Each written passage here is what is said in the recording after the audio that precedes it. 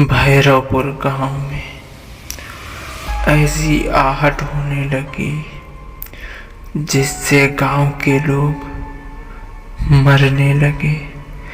एक ऐसी हवेली जिस पर माना जाता है किसी का साया रहता है। गोलू और उसकी बहन एक दिन उसी हवेली के पास से गुजर रहे थे। उनको पता नहीं था कि उस हवेली में कोई रहता है। भैया, तुम्हें तो किसी से डर नहीं लगता है ना? तो इस हवेली में जाकर दिखाओ तो मैं भी जानूं तुम्हें डर नहीं लगता है। अरे छोटी, तुझे क्या लगता है मैं इन भूत प्रेतों में डरता हूँ? और ऐसी हवेली में ना मैं तो रात दिन आता जाता रहता हूँ, तो मैं जाके दिखाता हूँ तुम्हें। राहुल बिना सोचे समझे उस हवेली की तरफ अपने पैर बढ़ाने लगता है। वह हवेली के नजदीक जाता है, मानो हवा बिल्कुल शांत हो। उस हवेली में एक बेजान सी आहट थी जो उसके भाई को मन ही मन में हैरान कर रही थी। राहुल हवेली के अंदर चला जाता है और उसको पीछे से अजीब अजीब आवाजें सुनाई दे रही थी। वह आगे तो देख रहा था, लेकिन उसे महसूस हो रहा था कि उसके पीछे कोई है। उसकी सांस अटकने लगी थी और वह जैसे ही अपने आगे देखता है, वहाँ अजीब सी हवा समझ में आती है और वहाँ धुआं धुआं ही हो जाता है और उसके आगे एक चुड़ैल आ जाती है।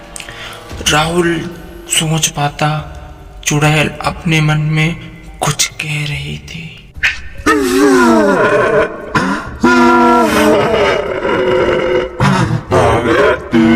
आ गया, मुझे जिसकी तलाश थी वो आ गया, लेकिन मैं तुम्हें मारूंगी नहीं। मैं तुम्हें अपनी आहट दिखाऊंगी, आहट कि तुम गाँव वालों को जाकर बताओ कि कोई तो है जो उन्हें मार सकता है। अब जाओ यहाँ से, तुम जाओ। राहुल उस हवेली से दबे पांव भाग जाता है, मानो वो कांप गया था। उसके पैर उसका साथ नहीं दे रहे थे। उसकी आंखों में कुछ देर के लिए ही सही, लेकिन आंसू आ गए थे। वह झटपटाकर वहां से भाग जाता है हवेली से बाहर। छोटी, चलो यहाँ से। छोटी चलो, यहाँ इस हवेली में एक चुड़ैल है जिसने मुझे जिंदा छोड़ दिया। चलो यहाँ से। अरे भैया, क्या हुआ? डर के मारे तो तुम्हारी सांस फूल गई है। अच्छा ठीक है, चलती हूँ। राहुल और उसकी बहन वहाँ से चले जाते हैं, लेकिन राहुल तब से सोच में पड़ गया था। उसे समझ में नहीं आ रहा था और उसके मन में उस चुड़ैल का चेहरा मानो बस सा गया हो। वह अंदर से बहुत ज़्यादा डर चुका था। रामू की दुकान उसी रास्ते पर थी। वह रात को अपनी दुकान बंद करके उसी रास्ते पर मस्ती से जा रहा था, लेकिन उसे नहीं पता था कि उसके पीछे एक परछाई ही सही, लेकिन कोई तो है। रामू पहले सोचता है और उसे लगता है यह मेरे मन का वहम है, और फिर उसे अपनी आंखों पर विश्वास नहीं होता है। भले ही वह रास्ते में आगे जा रहा था, लेकिन अब वह समझ चुका था कि उसके पीछे कोई है। उसकी आंखें बता रही थीं कि वह डरा हुआ था। वह अपने हाथों को अपने चेहरे पर रख के उधर से अपनी आंखें बचाकर भागना चाहता था। उससे जितना हो सकता था वह उतनी रफ्तार से उस रास्ते में जा रहा था, लेकिन अब वह समझ चुका था कि उसके पीछे एक चुड़ैल है। और जैसे ही वह आगे देखता है तो वह चुड़ैल उसके आगे खड़ी होती है। रामू पूरी तरीके से डर चुका था। तुम्हें तो पता ही चल गया होगा कि मैं आहट हूँ और इस गांव के सभी लोगों को मार दूंगी। लेकिन मैंने क्या बिगाड़ा है तुम्हारा? तुम मेरे पीछे क्यों पड़ी हो? क्यों? वह चुड़ैल रामू की एक बात भी नहीं सुनती और उसका सर उसके धड़ से अलग कर देती है। रामू की मौत हो चुकी थी। रामू रोड पर कलहार रहा था बिना अपने सर के। जैसे ही अगले दिन सुबह होती है, गांव के लोग इसी बात पर चर्चा करते हैं।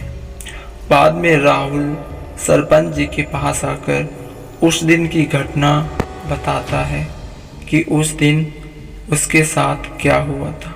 सरपंच भी कहता है, हम इसको प्रशासन तक बताते हैं, कोई न कोई ज़रूर प्रशासन से हमारी मदद के लिए आएगा। तो फिर एक पुलिस वाला आता है। गांव की मदद करने के लिए एक पुलिस वाला दरोगा आता है जो कि सरपंच के घर जाता है। अरे सरपंच जी, जो कोई भी इस गांव में खून कर रहा है, मैं उसको पकड़कर आप सबको बचाऊंगा। हम सबको मिलकर इस गांव को बचाना ही होगा उस चुड़ैल के आतंक से, उसकी आहट से। अब तो पूरे गांव को डर लगने लगा है। इंस्पेक्टर अविनाश अब उस गांव की देखभाल के लिए उस गांव में आ चुका था। वह रात को उस गांव में पहरा देने वाला था। उसके हाथों में एक मशाल और एक बंदूक थी और उसके साथ वह पहरा दे रहा था। वह गांव में पहरा दे ही रहा था तो उसे एक आवाज़ सुनाई देती है जिससे वह दौड़कर आगे रास्ते में जाता है।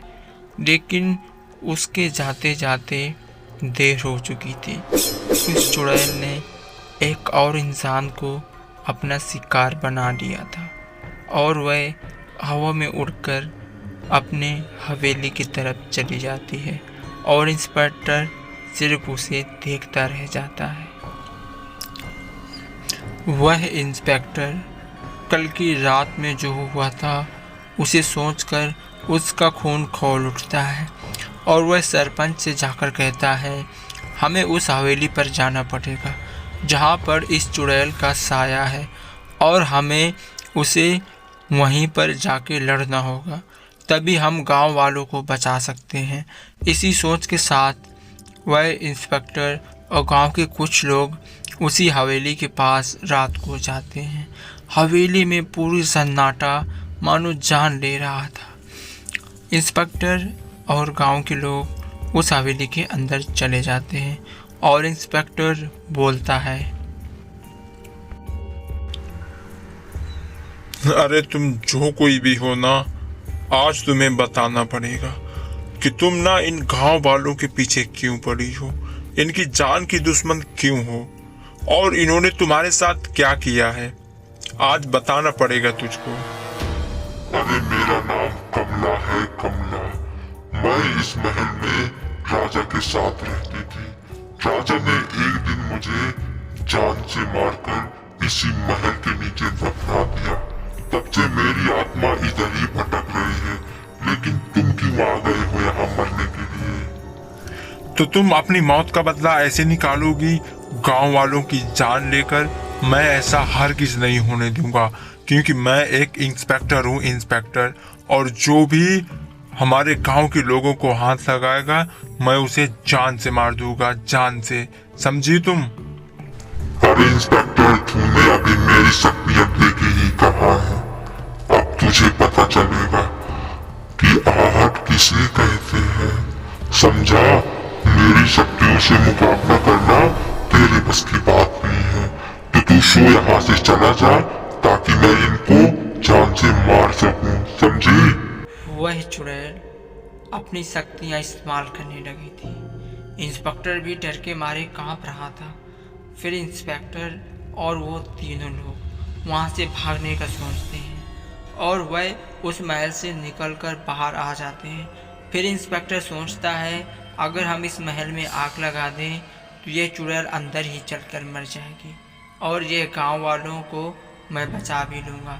इंस्पेक्टर वैसा ही करता है और वह पूरी हवेली में आग लगा देते हैं जिससे चुड़ैल जलकर भस्म हो जाती है। अगर आपको ये स्टोरी अच्छी लगी हो तो चैनल को सब्सक्राइब कर लीजिए। Bye bye.